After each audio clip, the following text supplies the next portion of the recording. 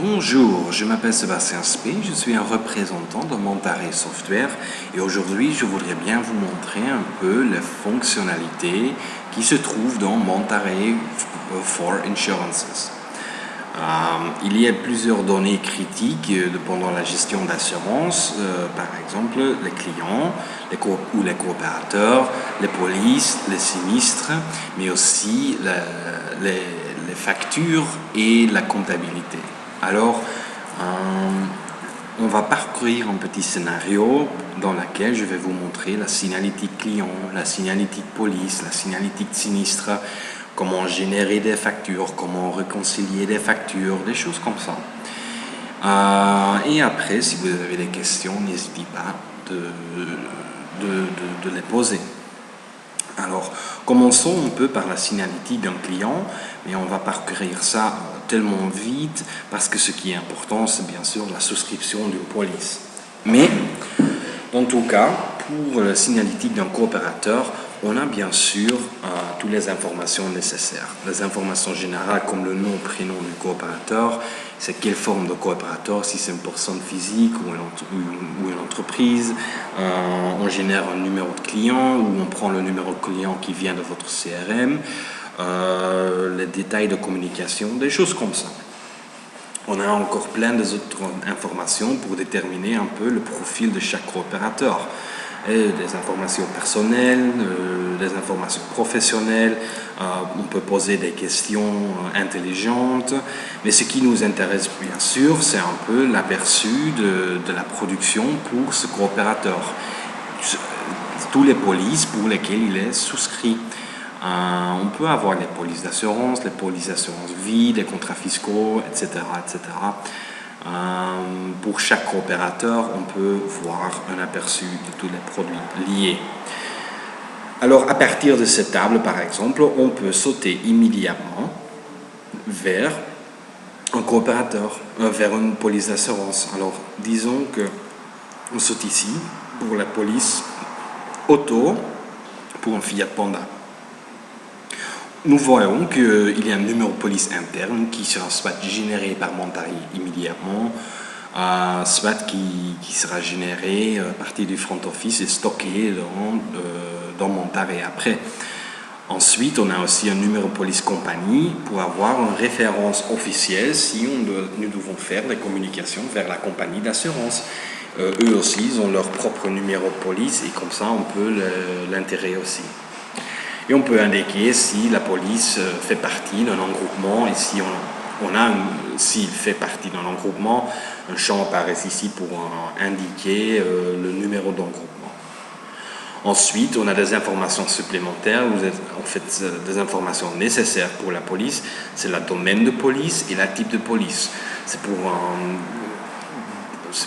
créer la description de la police en total, bien sûr. Ensuite, on définit en fait qui va collecter les primes de la police. Dans le cas-ci et dans le cas,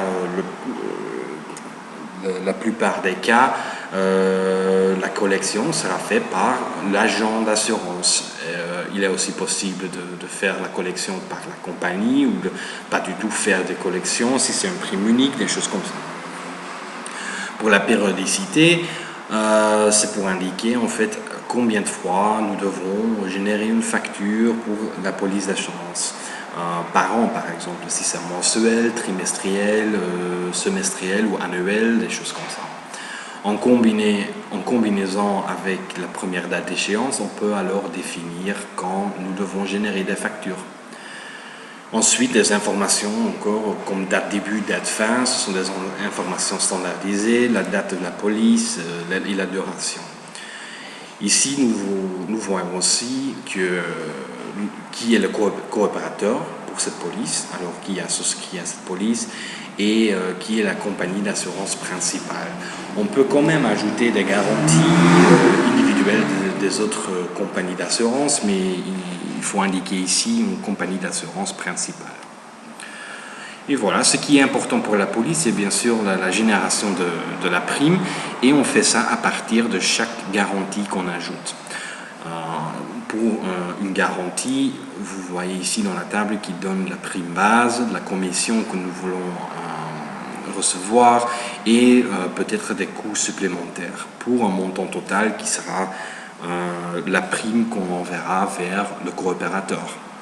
On peut indiquer pour chaque garantie le date début et le date fin, mais ce n'est pas tout. On peut en fait ajouter des informations supplémentaires. Alors nous voyons ici qu'en dessous, il donne bien sûr les informations qu'on voit aussi dans la table, comme c'est quelle garantie, c'est quel objet d'assurance, il s'agit de quel numéro de police, des choses comme ça. On va lier ces garanties à une police d'assurance. Mais on peut aussi fractionner encore plus les coûts et les coûts et les frais. On a les coûts de fractionnement, les coûts commerciaux. Si on veut, on peut ajouter un pourcentage de réduction pour le commercial, des choses comme ça.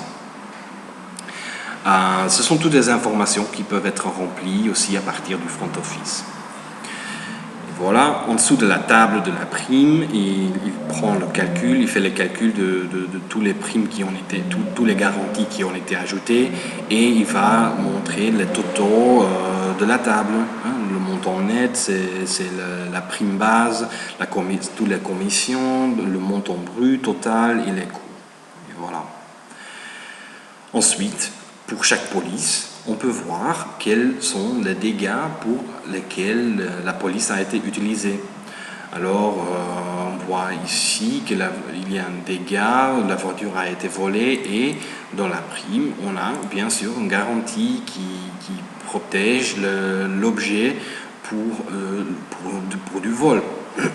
Alors, on peut avoir tous les sinistres, tous les dégâts qui ont été créés ou qui utilisent cette police. Si on clique dessus, on saute en fait vers la signalétique des dégâts. Mais après, je vais vous montrer la signalétique plus en détail plus tard. Maintenant, nous continuons un peu avec la signalétique d'une police d'assurance. Ensuite, on a ici toutes les activités faites pour une police d'assurance, les tâches qu'on avait créées, les documents qu'on avait ajoutés, des rendez-vous et une historique complète. Comme ça, on peut stocker toutes les actions faites pour la gestion de cette police. C'est un peu une historique qu'on peut retrouver. Ensuite, un champ commentaire pour ajouter des informations supplémentaires qui ne sont pas critiques pour la gestion de police, mais qui peuvent être intéressantes à savoir. Et finalement, on a la partie comptabilité pour une police d'assurance. Dans la partie comptabilité, on peut voir toutes les factures qui ont été générées pour cette police d'assurance, mais aussi les mouvements comptables qui ont été générés pour cette police d'assurance. Alors on peut voir que le montant de 26 € a été généré pour la période 31 août 2016 ou pour le 31 juillet 2016. Et voilà, et au niveau de l'aperçu comptabilité, on peut voir qu'il génère ce montant pour le client, pour le compte sur le client, il génère ce montant crédit pour la compagnie d'assurance, mais il ajoute aussi les commissions prévues pour chaque police. Vous voyez aussi que cette facture ici, il a une couleur verte, ça veut dire que ce montant a été payé en complet. Alors la facture est clôture. Je vous montre après comment on peut payer ou réconcilier des factures. Si on a des documents, si on a créé la police ou on a une police d'assurance et où on a une facture, comment on peut l'envoyer? Alors on peut par exemple imprimer ici la facture de vente. Pour la facture qu'on avait générée ou qui se trouve ici dans la liste, on peut voir un PDF où on peut l'envoyer vers l'imprimante directe et comme ça on peut immédiatement envoyer des documents vers le coopérateur. Par exemple, en plus dans les actions, pour chaque police, on peut générer une série de tâches où on peut générer des documents qui donnent des informations selon la police d'assurance. On peut par exemple imprimer le contrat d'assurance Hop, si on génère, ça c'est aussi un document qui est complètement paramétrable par vous. J'ai créé un petit aperçu, un petit exemple ici. Il montre les informations générales du contrat, il montre les produits ajoutés, il montre la prime qui a été générée à partir de ces garanties de ces produits et toutes les informations nécessaires pour la signature du coopérateur. Voilà. Ensuite, alors, j'ai montré comment la facturation, comment les factures seront montrées, mais comment on va générer en fait les factures. C'est tellement facile. Soit on ajoute une facture immédiatement à partir de la fenêtre d'assurance, de police d'assurance, et bien sûr, s'il faut le faire pour chaque police individuellement, ça prend trop de temps. Alors, Montaré offre aussi un générateur. C'est semi-automatiquement, dans le cas qu'il faut indiquer pour quelle période, par exemple, vous voulez créer des factures. Si c'est pour un client spécifique ou pour une police spécifique ou même une compagnie d'assurance spécifique, vous pouvez l'indiquer là, mais si vous laissez ouverte, il va prendre toutes les polices qui se trouvent dans la base de données. Alors, en définissant la période pour laquelle on veut générer, il va remplir la date facture automatiquement avec la fin de mois de cette période, mais vous pouvez toujours encore choisir notre date de facture. Et si on génère maintenant, ce qu'il va faire, c'est en fait faire la recherche dans la base de données pour chaque police qui ou doivent être facturés dans ce mois selon la périodicité, comme j'avais expliqué avant, et si il n'y était pas encore des factures générées dans cette période. Et voilà, pour la période octobre 2016, on voit qu'il y a plein de choses qui doivent être facturées. Il va montrer en fait une liste de toutes les garanties de chaque police.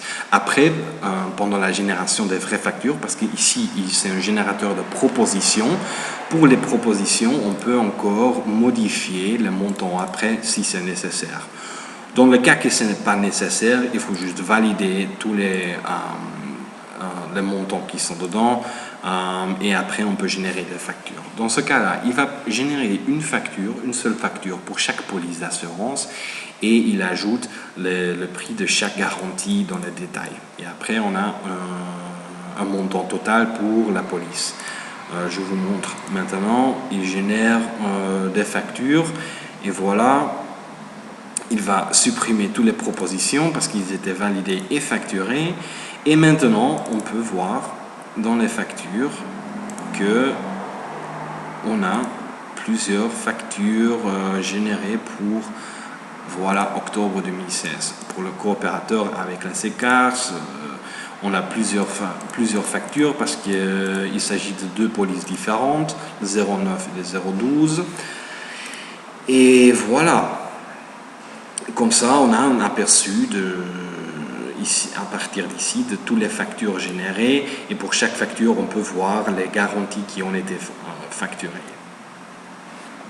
Ensuite, on a généré des factures pour des polices, mais par exemple, ils apparaissent de nouveau ici dans la comptabilité. Alors, on peut voir ici le 31/10/2016, on a la facture de 28 € et les mouvements comptables, on a pour la période de 30 octobre 2016, on a la période ici, le montant pour le client, pour le coopérateur, le montant pour la compagnie d'assurance et le montant des commissions que nous expectons de cette compagnie d'assurance. Maintenant, les factures seront générées. Qu'est-ce qui se passe avec ces factures? Disons qu'une facture a passé la date d'échéance. Un permanent a accès, va être averti pour des factures impayées. Et si on clique dessus, il montre en fait les factures. J'ai changé ici la date d'échéance, que ça prend le 16 juin 2015, comme ça a dépassé la date d'échéance. Comme ça, on peut les voir. Une autre manière, c'est par exemple mieux, c'est d'avoir un aperçu de toutes les factures ouvertes. Ouvertes, ça veut dire que les montants n'étaient pas encore payés. Alors pour réconcilier ces factures, c'est très facile. On sélectionne une facture spécifique et on clique ici pour ajouter un paiement. Il vous propose déjà alors le numéro de facture qui sera rempli automatiquement. Il va proposer le montant payé, ça sera le même montant qui se trouve sur la facture, mais on peut toujours changer ça après. Et si on exécute ce paiement, hop, la facture sera clôturée parce que le montant total a été payé. Et comme ça, on génère la facturation. Et voilà, finalement, on a généré des factures, on a payé des factures, mais on a aussi des dégâts. Alors, comment on peut le faire? Si on a une police d'assurance ici, comme j'avais vous montré, il y a l'aperçu des dégâts et on peut aller vers la signalétique d'un dégât ou une sinistre. Qu'est-ce que ça montre? D'abord, on a l'administrateur. L'administrateur, c'est en fait le permanent qui s'occupera de ce dégât. On peut ajouter un titre qui sera utilisé dans la gestion documentaire pour créer des documents. On peut utiliser ce titre. On a le nom du coopérateur, bien sûr, et on a la date de déclaration de dégâts, la date principale de dégâts, où se trouve, où le dégât a pris lieu, qui est responsable pour le dégât et quelle est la priorité, et encore des choses comme ça. Il faut ajouter aussi une description de dégâts. Avec la description, on peut indiquer un peu déjà les montants ou quels sont les endommages. Ensuite, ce qui est important, c'est bien sûr, ce sont les couvertures de ces dégâts.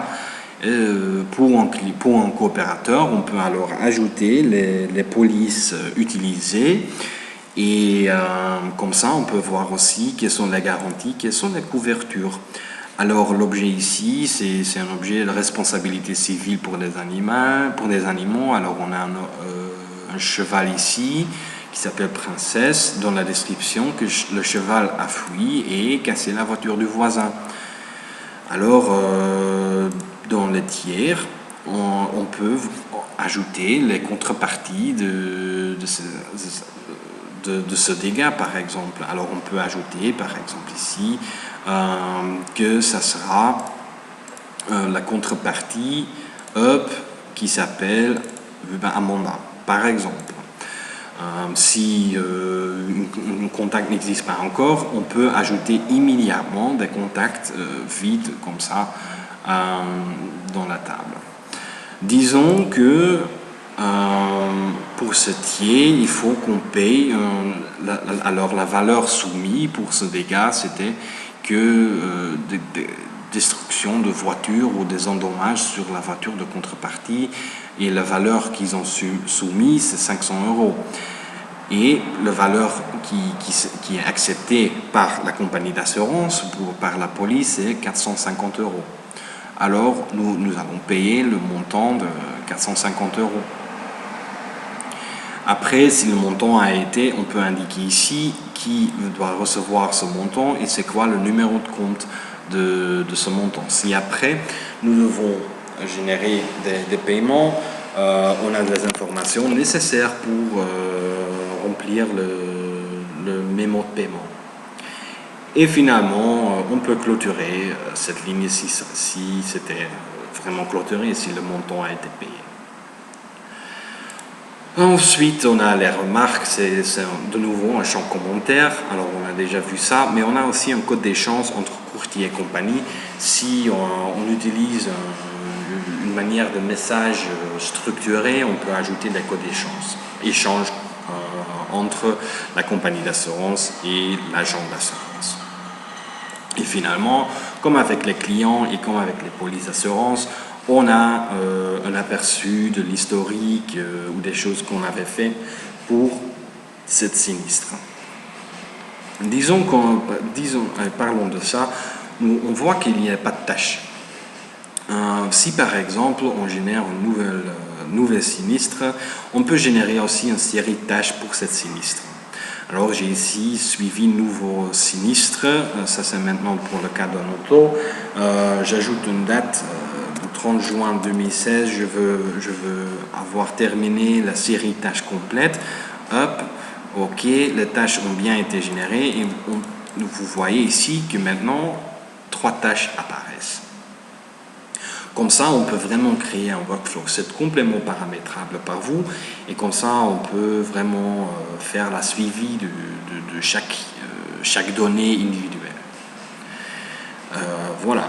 Parlons des tâches. Comment un permanent peut s'occuper de toutes ces tâches? Alors, on a par exemple dans l'accueil un tableau complet avec toutes les tâches qui sont disponibles, qui sont générées dans Monterey.